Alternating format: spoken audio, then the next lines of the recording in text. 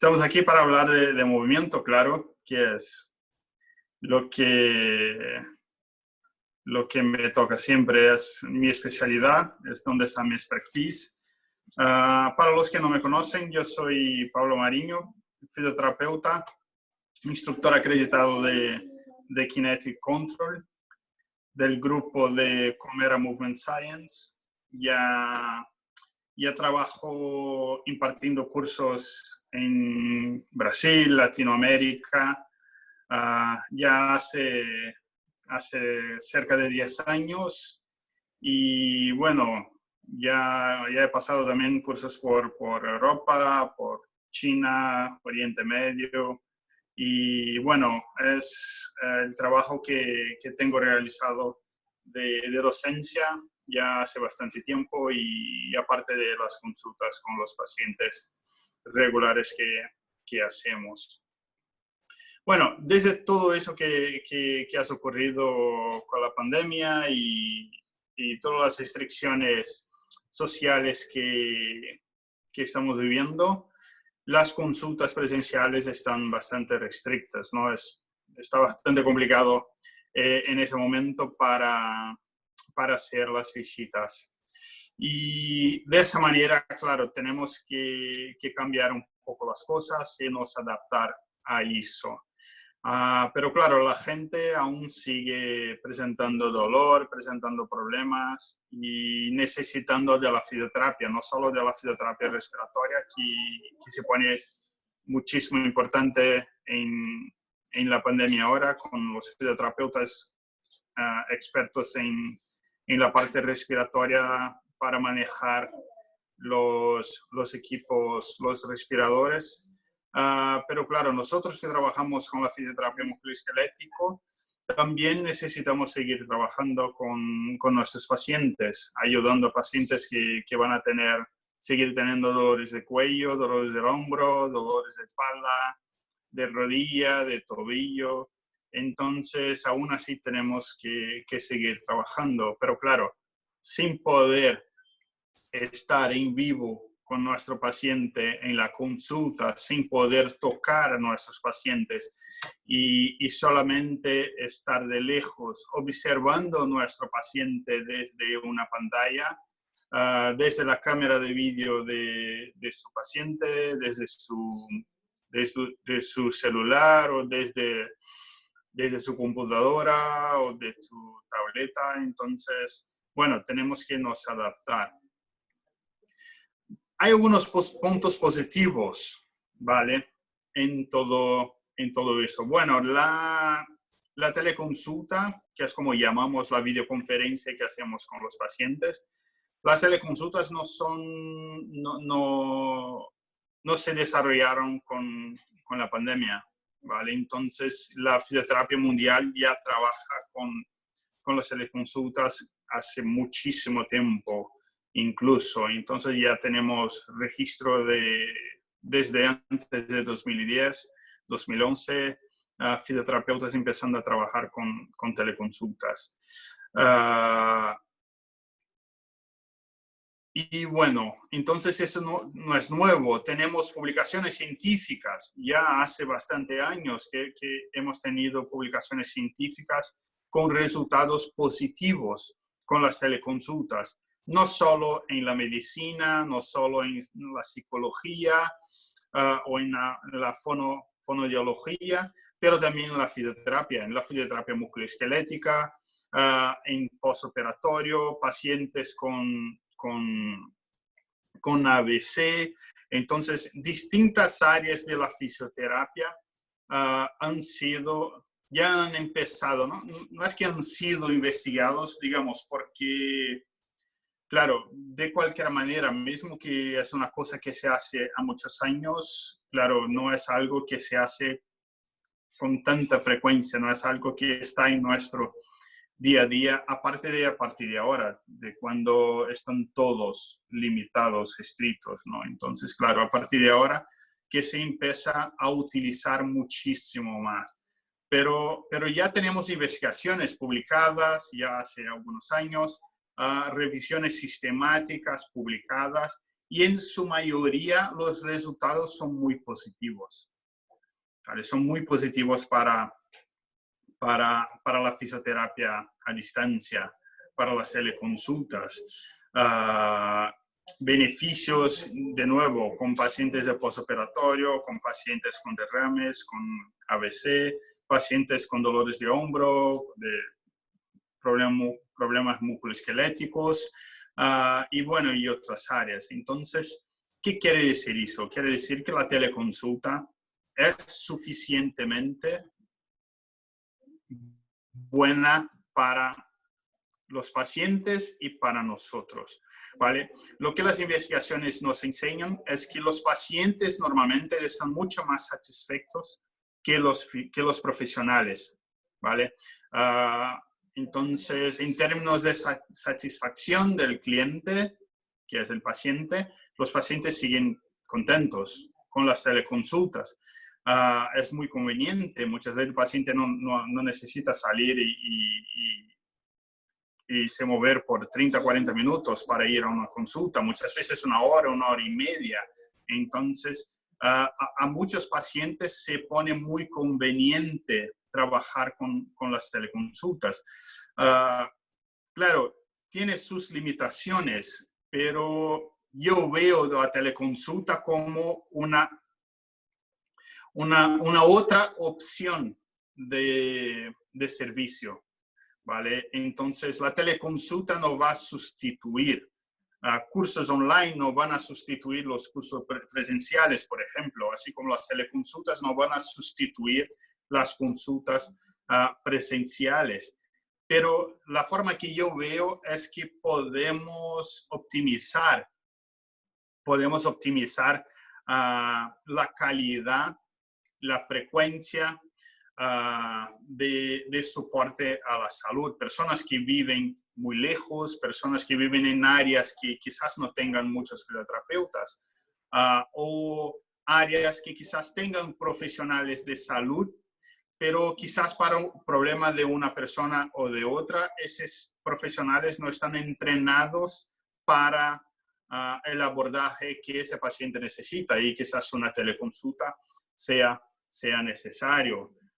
Ese medio puede ser utilizado, por ejemplo, para entrenar o dar soporte a profesionales, soporte técnico a otros profesionales, por ejemplo. Bueno, tenemos telecirugías. Entonces, médicos que están en un sitio, en una sala pequeña, y están operando un robot que está operando un paciente en otra ciudad, en otro estado, quizás en otro país, ¿vale? Entonces, claro, si llegamos a ese punto, no pasa nada trabajar con la fisioterapia en las teleconsultas.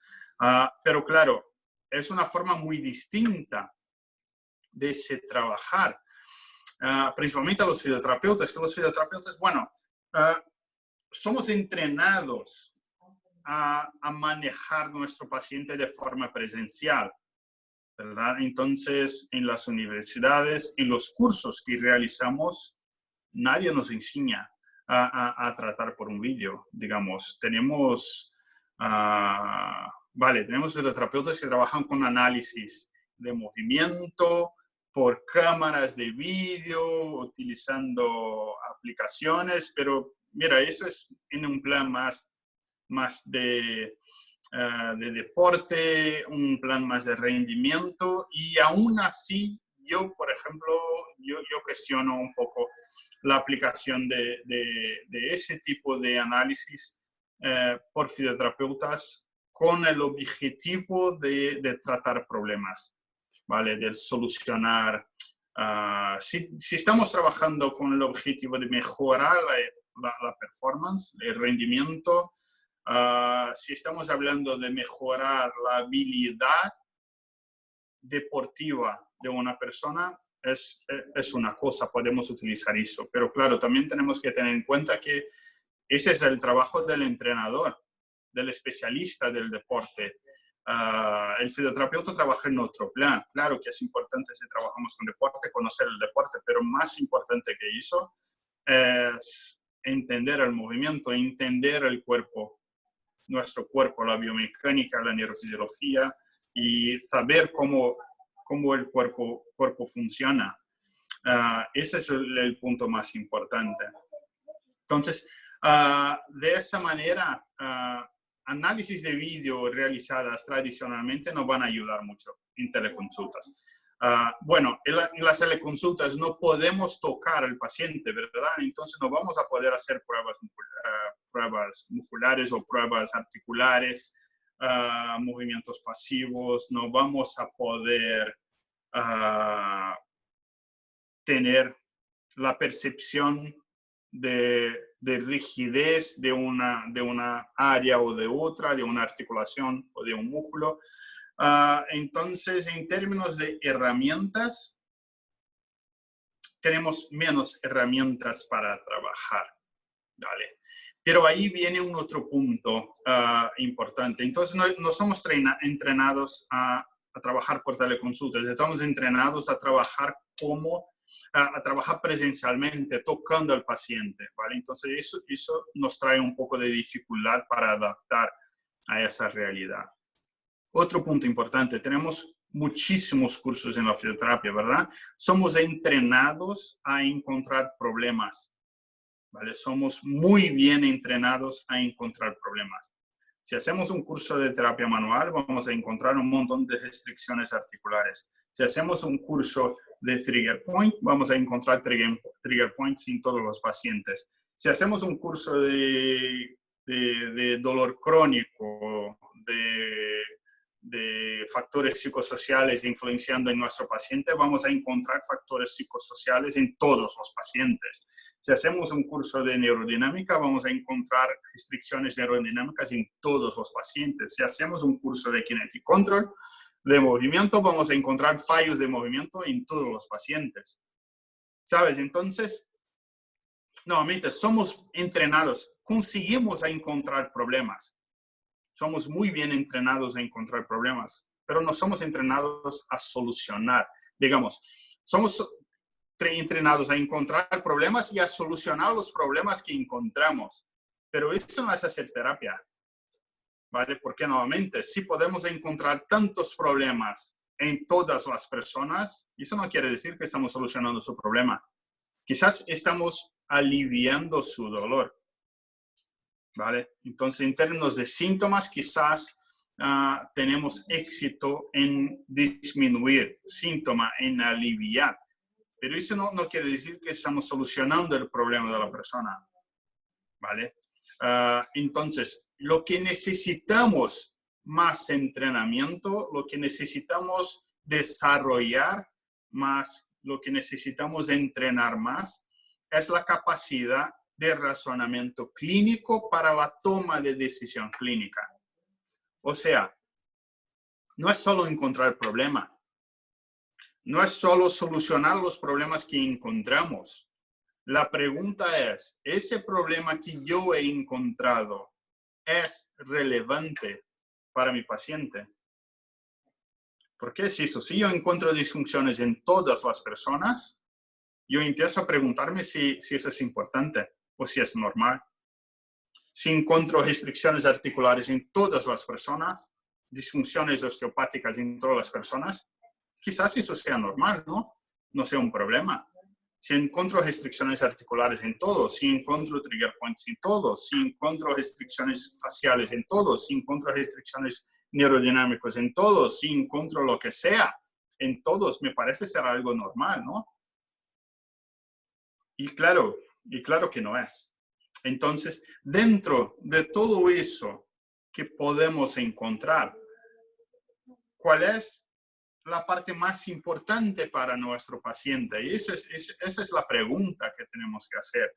Y esa es una habilidad a ser desarrollada y no es algo que se desarrolla de una hora a otra. Es algo que necesita experiencia, necesita aplicar. Pero claro, antes de tener la experiencia necesitamos aprender eso, necesitamos ese conocimiento, ¿vale? Hay formas de acelerar ese desarrollo.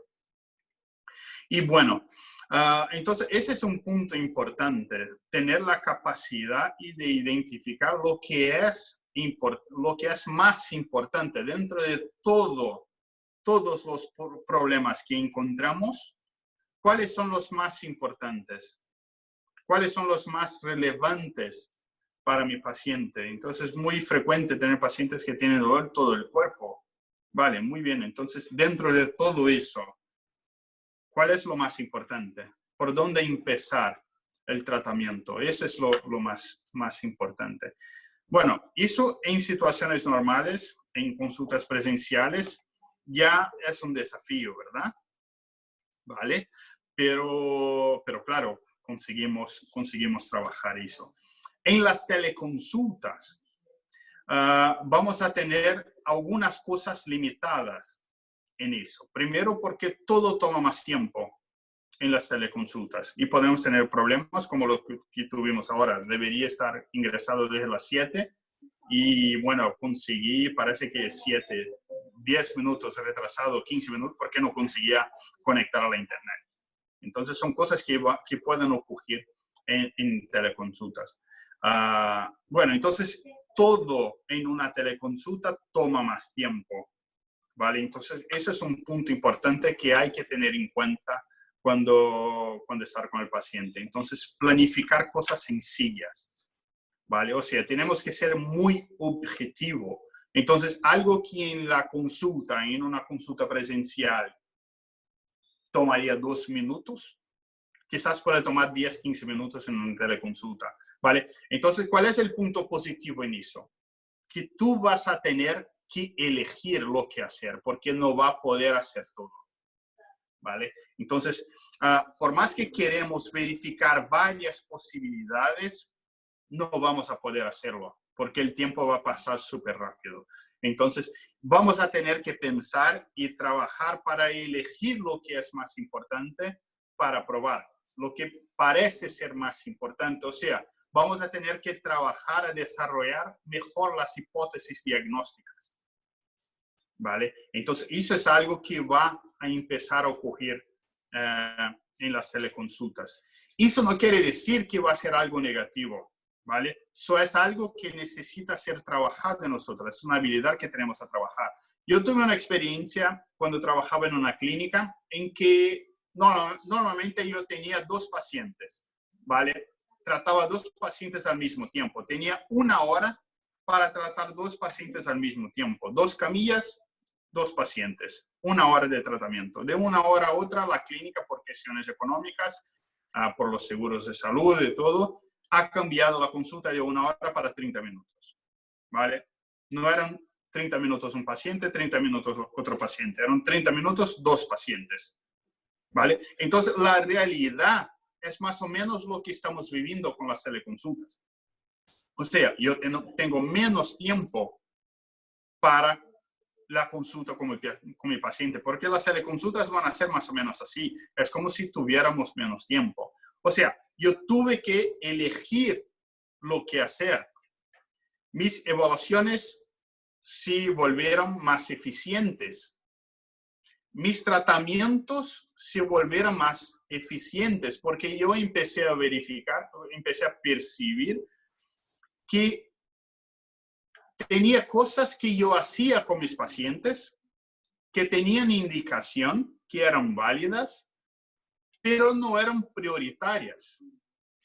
Muchas quizás eran casi que protocoladas, que hacía con todos los pacientes, mismo con los que no necesitaba, algo automático que hacía con los pacientes.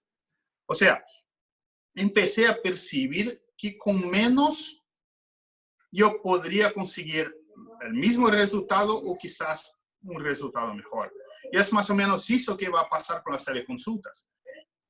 Lo que veo con los fisioterapeutas, y eso ocurre en todo el mundo, con fisioterapeutas de todo el mundo, ¿vale? Muchos fisioterapeutas están haciendo muchos cursos, uno después del otro, y se ponen muchas veces perdidos, no saben muy bien por dónde empezar. Si trabajo en una técnica o si trabajo en otra técnica. No tiene muy claro exactamente cómo empezar el tratamiento, o si hago eso o si hago aquello otro. Incluso porque muchas de las técnicas que tenemos, muchos de los procedimientos que tenemos en la fisioterapia, tienen un objetivo común. Por ejemplo, la mayoría de las técnicas que tenemos están desarrolladas para liberar restricciones, o articulares, o musculares, o neurodinámicas, o faciales, o lo que sea. Entonces, es para liberar las restricciones. O sea, tiene un objetivo común.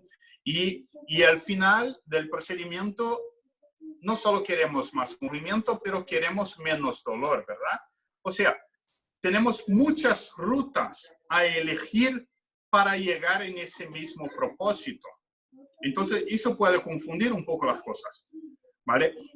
Entonces, nuevamente, el beneficio de estar en esa situación que estamos ahora es de que no vamos a poder hacer todo eso que queremos, que nos gustaría o que nos da la gana muchas veces, porque vamos queriendo solucionar a todo de una sola vez. Entonces, en las teleconsultas, el entrenamiento que tenemos que hacer, el desarrollo que tenemos que hacer, es elegir mejor exactamente lo que vamos a hacer, ¿vale? Y hacer con tiempo, ¿vale? No tengan prisa. Eso es algo que ya vengo hablando en los últimos cursos que he impartido.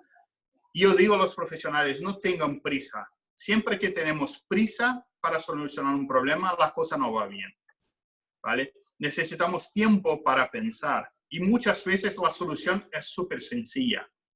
La solución no es complicada, ¿vale? Entonces, en las teleconsultas que tenemos, no podemos tocar al paciente, no podemos hacer muchas de las pruebas que podríamos hacer.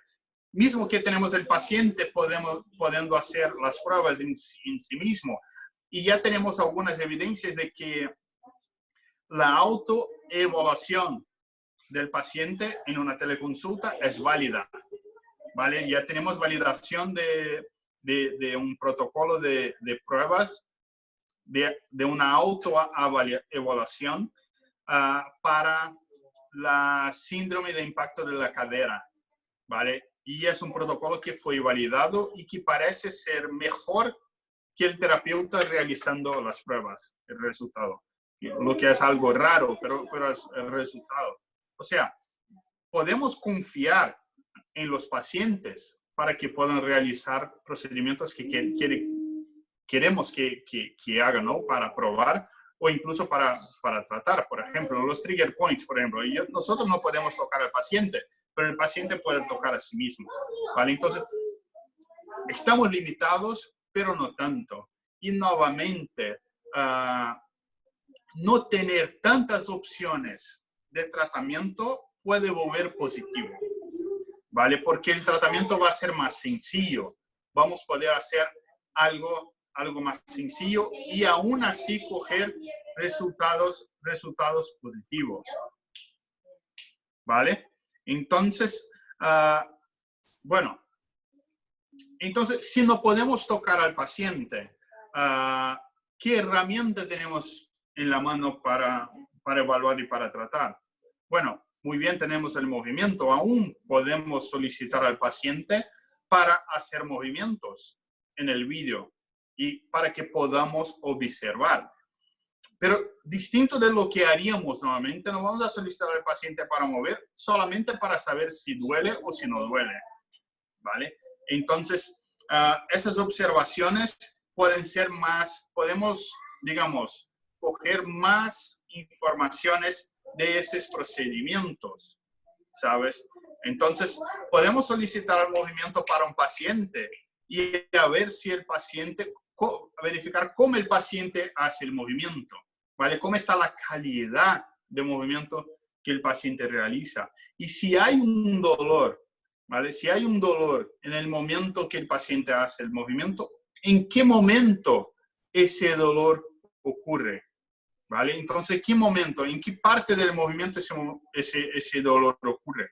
¿Qué movimiento estaba ocurriendo en el momento que empezó ese dolor, ese síntoma? Entonces, eso es bastante importante y puede traer informaciones relevantes para saber cómo proceder. A ver que tenemos una pregunta.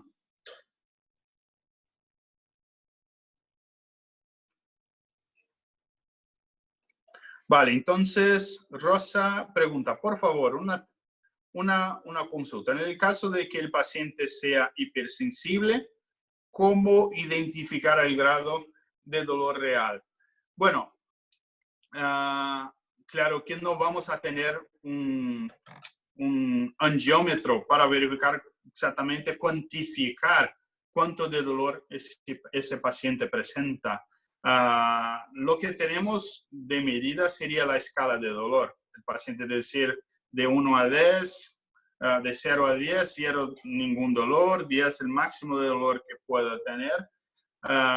¿Cuánto de dolor tú tienes? ¿Vale? En ese momento, y utilizamos eso como referencia de mejora. No necesariamente tomar ese número como un número objetivo, ¿vale? Pero más para saber si después de algún procedimiento que tú realices, si ha tenido mejora o si no ha tenido mejora, ¿vale? Claro que cuantificar eso sin que el paciente tenga algún equipo a su disposición se pone limitado.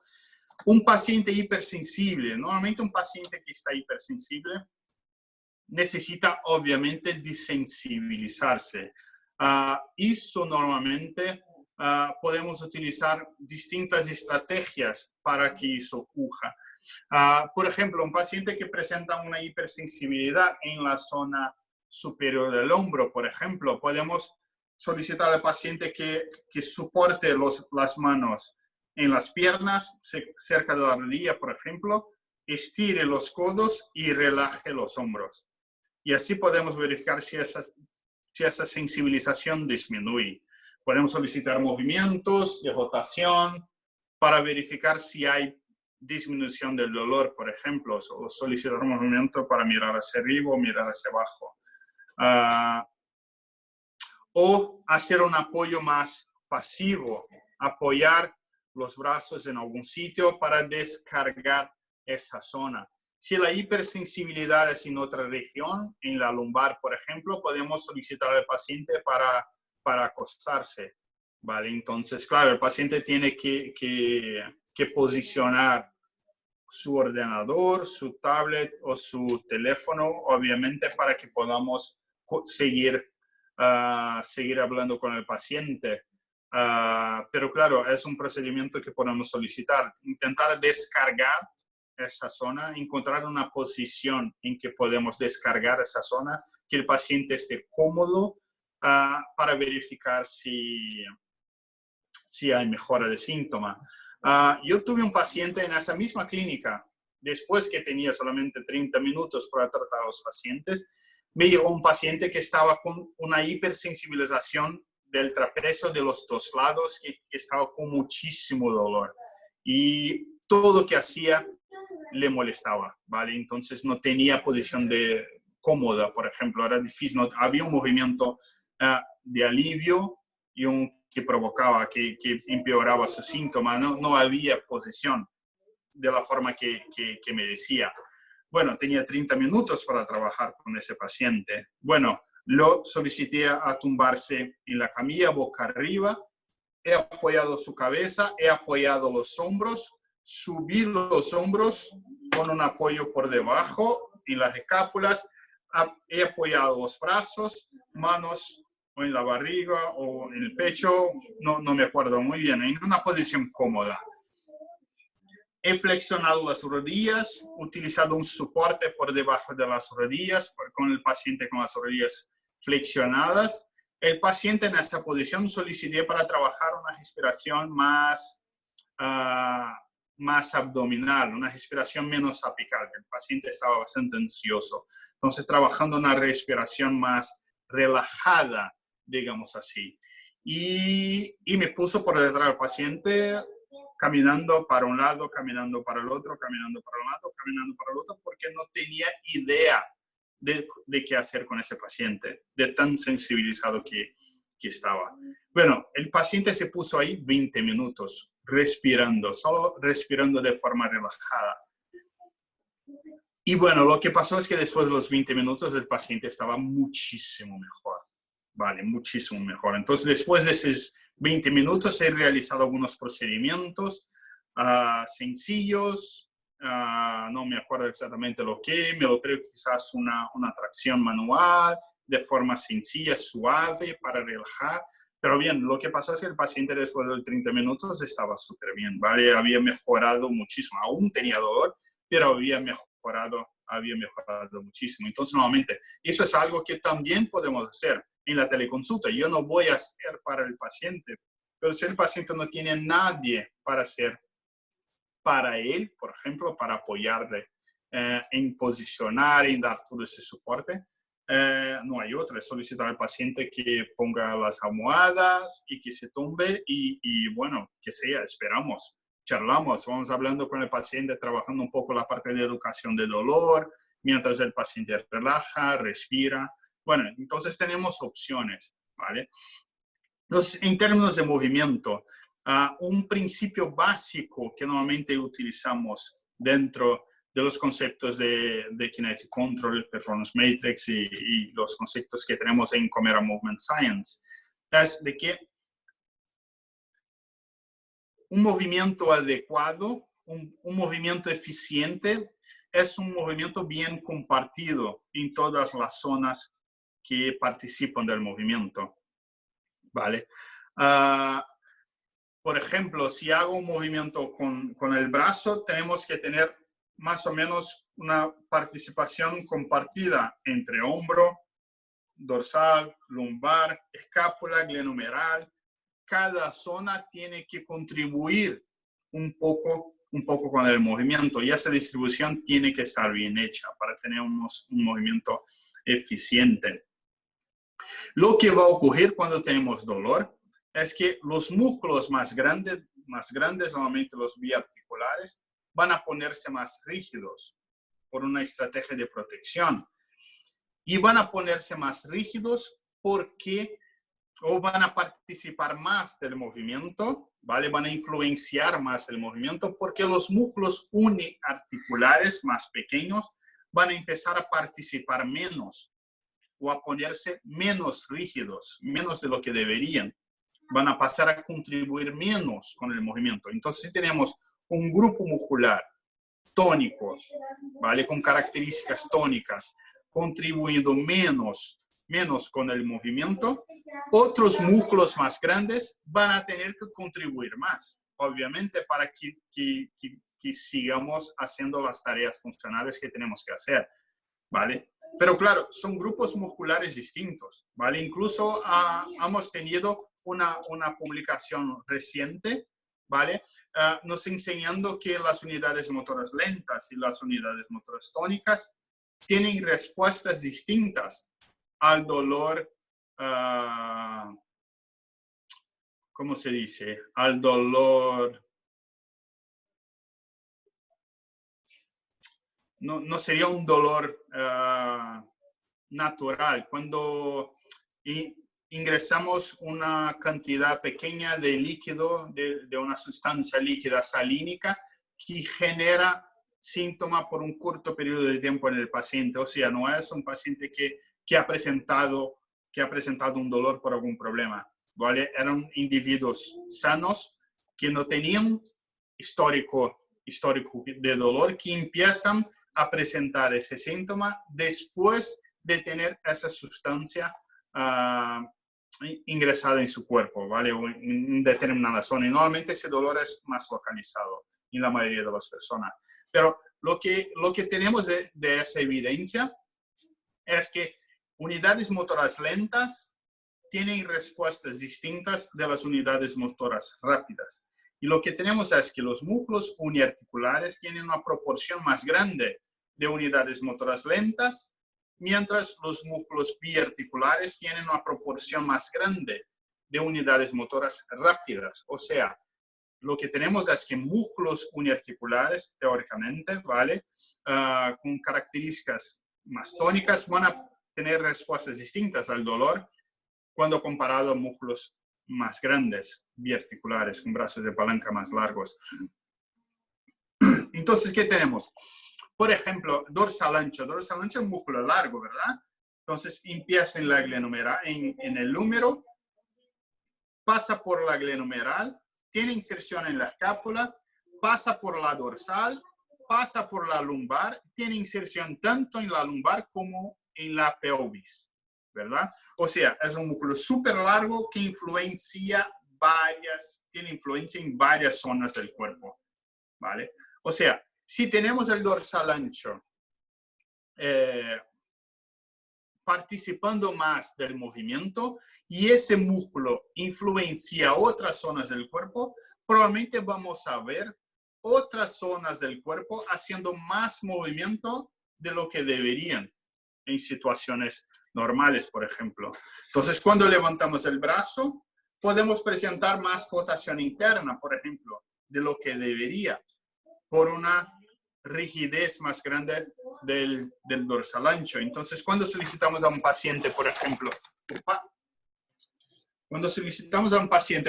levantar el brazo, mirando desde el lado o mirando desde frente, podemos verificar influencia. Entonces, aquí, por ejemplo, ese codo parece estar más en rotación interna que ese, por ejemplo, ¿vale? Entonces, yo consigo hacer más rotación externa en ese que rotación externa en ese hombro, ¿vale? Yo tengo un histórico de problema en ese hombro. O sea, eso quizás tenga relación con una influencia más grande de dorsal ancho del lado derecho, que es mi lado derecho aquí. Vale, entonces nuevamente, todo eso vamos a conseguir observar en el movimiento. Si tenemos esternocleidomastoideo, por ejemplo, dominando más de lo que debería, quizás vamos a tener más inclinación lateral o más rotación, o quizás vamos a ver más extensión de la cervical alta o más flexión de la cervical alta. ¿Vale? Si tenemos una influencia más grande del cuadrado lumbar, quizás vamos a encontrar más extensión lumbar. O si es más de un lado, quizás vamos a ver más rotación en la pelvis. ¿Vale? O sea, tenemos formas de como si fuera leer el movimiento cuando tenemos ese concepto en la cabeza.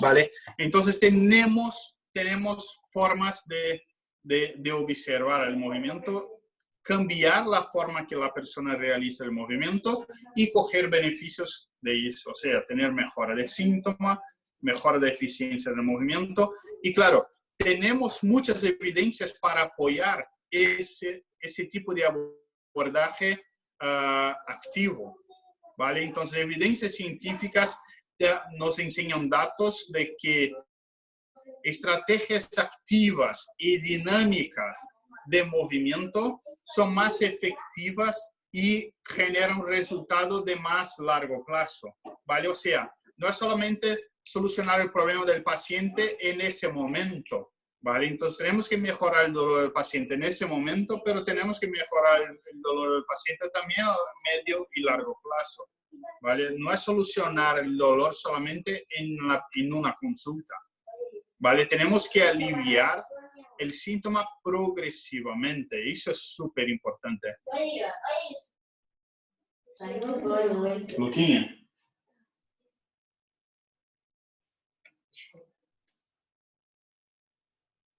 Agora caiu a internet.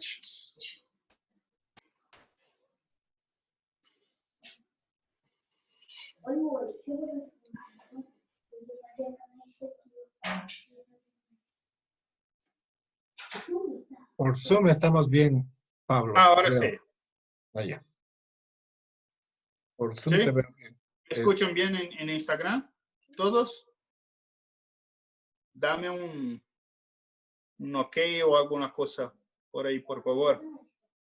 Por Instagram no.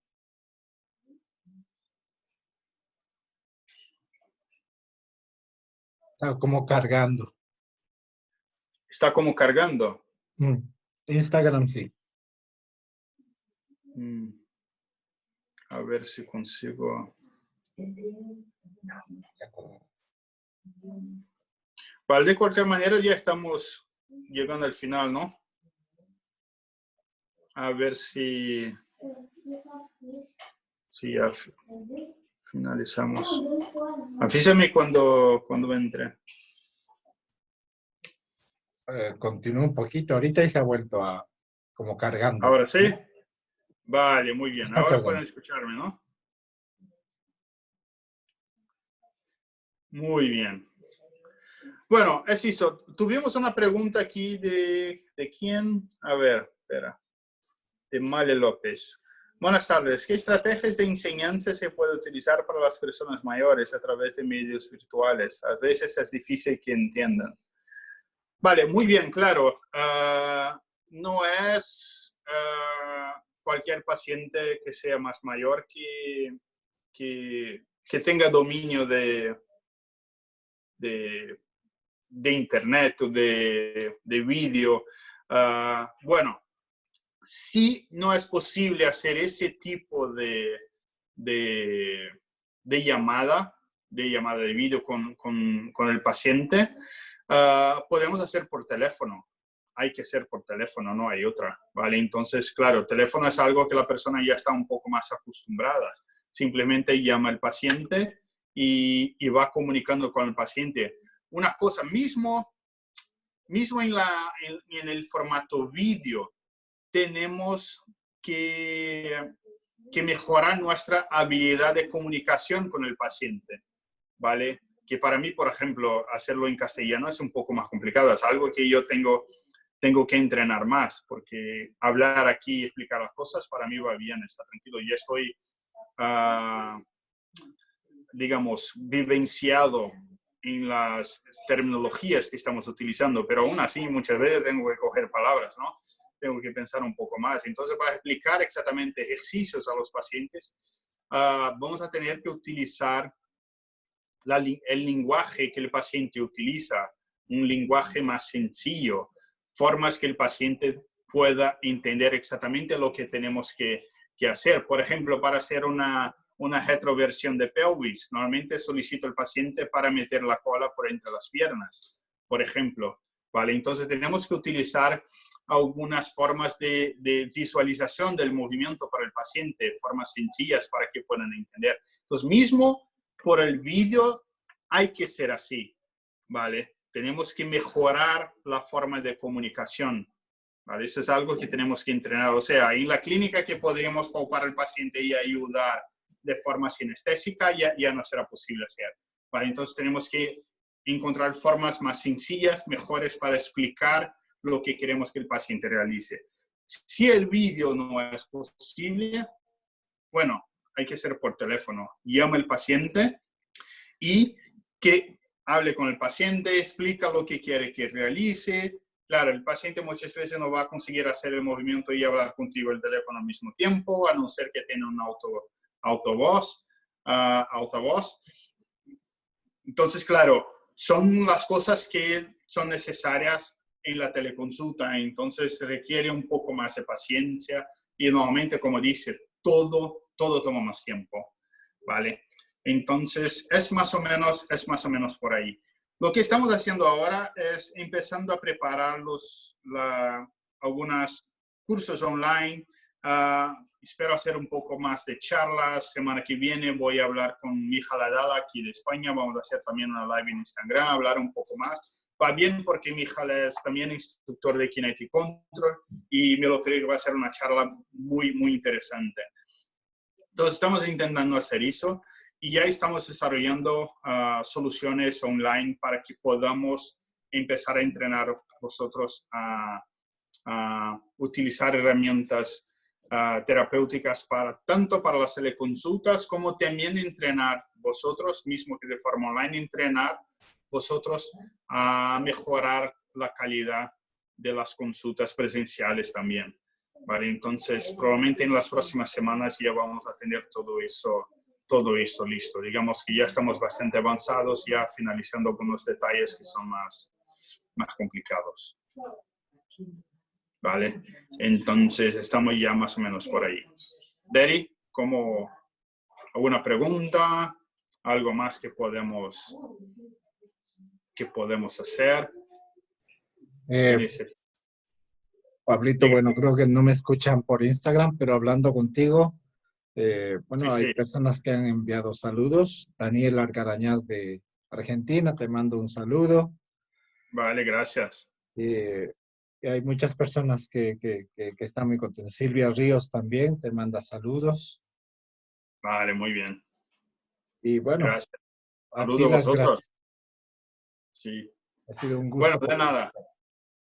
Es eso, a ver si conseguimos hacer un poco más de eso porque me gusta y bueno, a ver si consigo finalizar esos módulos online. Van a ser más cortos.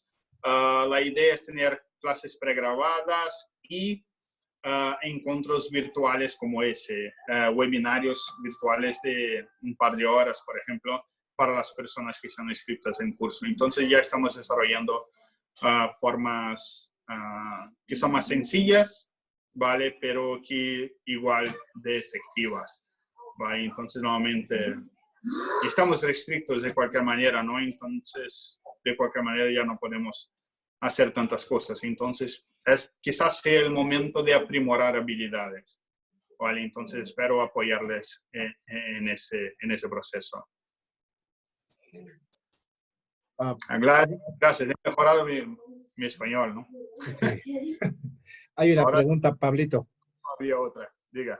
¿Y con qué frecuencia pueden ser las teleconsultas? ¿Cada cuánto habría que llamar al Entonces, paciente? yo soy un fisioterapeuta que ya naturalmente hago, digamos, yo veo pacientes con poca frecuencia, digamos, una vez a la semana. Es normalmente como yo trabajo. Incluso porque yo tengo una herramienta, un catálogo de ejercicio que yo hago prescripción de ejercicio a las personas. ¿Vale? A quien quiere, tiene interés en saber un poco más del catálogo de ejercicio, puede enviarme un mensaje privado. ¿Vale? Que yo paso todo, el enlace, el contacto de la persona, todo para para que incluso se haga una prueba gratuita. Entonces yo tengo ese catálogo de ejercicios que yo puedo elegir los ejercicios que el paciente necesita. Tiene vídeos, tanto de ejercicios, vídeos de pruebas. Por ejemplo, si yo no consigo hacer la prueba, por ejemplo, si en algún caso yo puedo enseñar el vídeo para que facilite a la persona. Entonces yo hago ese desarrollo, diseño ese programa de ejercicio, envío al correo un enlace al correo del paciente y el paciente solo clica en ese enlace y accede gratuitamente a su programa de ejercicio. Entonces tiene foto, tiene vídeo, la persona puede marcar, apuntar cuándo has hecho, etiquetar cuándo has hecho el ejercicio, cuándo no has hecho, cuán difícil estaba el ejercicio e incluso poner algunas observaciones del ejercicio. Entonces funciona súper bien y hace con que no sea necesario tanta frecuencia esas teleconsultas. Pero claro, va también de cada caso, de cada paciente. Entonces, pacientes que necesitan de más ayuda, quizás puedas hacer con más frecuencia. Pacientes que ya no necesiten tanto, ya no tienen tanto tiempo también disponibles por trabajo o lo que sea, porque incluso teleconsultas pueden hacer cuando el paciente viaja a trabajo, ¿no? En situaciones normales. Entonces, todo va a depender de cada caso, de cada realidad. ¿Vale? Entonces, si tú tienes alguna herramienta, genial. Entonces, quizás no hace falta tanta frecuencia. De cualquier manera, un punto importante es que los pacientes van a seguir en contacto con nosotros, ¿no? Por mensaje de texto o por correo. Entonces, a las personas que van a solo trabajar con teleconsultas o con un paciente que está muy lejos y que solo va a hacer teleconsultas, una forma de cobrar por las consultas es al revés de cobrar por consulta, es cobrar por tiempo, por semana, por ejemplo, o por un mes, porque el paciente no va a utilizar solamente nuestro tiempo en la teleconsulta, va a utilizar nuestro tiempo fuera de la teleconsulta, porque nuevamente yo tengo que registrar datos, yo tengo que preparar el ejercicio, el programa de ejercicio para el paciente, tengo que ajustar el programa de ejercicio del paciente si hay algún problema. Tengo que responder mensajes con el paciente a todo momento, saber con el paciente estás, entonces todo eso toma tiempo, ¿verdad? Entonces, nuevamente es nuestro tiempo que estamos vendiendo también. Entonces, lo que los fisioterapeutas que están trabajando contra la consulta hacen es al revés de cobrar por consulta, es cobrar por tiempo, ¿vale? Un paquete o una semana o 3 semanas o un mes o algo así, ¿vale? Entonces, incluido en ese paquete tenemos tantas horas de videoconferencia o algo así. No sería más o menos como yo diría para seguir haciendo. ¿Todo bien? Sí, sí, exacto. Es importante, ¿no? Porque, bueno, estamos todos con problemas, pero claro, nosotros también tenemos que seguir viviendo. ¿Vale? Muy bien, entonces, Daddy. Mira, yo tengo que irme también porque ahora yo voy a hacer una grabación de una ponencia, de un congreso online que voy a hacer. Muy Entonces bien, también querido Pablo. Gracias tengo por que tu ir. tiempo. Agradecer Nada, a todos los que han asistido, a ti, por otra vez exacto. brindarnos tu conocimiento y ahondar, porque este es, como tú dices, un camino nuevo, no tenemos formación y bueno, nos va a Eh, gustar escucharlos. Si tú puedes postear después la conferencia que vas a tener con Michael Adala, sería excelente para que podamos tener más exacto. herramientas y sigamos andando en esto. Exacto. Voy a promocionar aquí por Instagram, entonces pueden estar bien. Mañana Mijal va a hacer una charla con,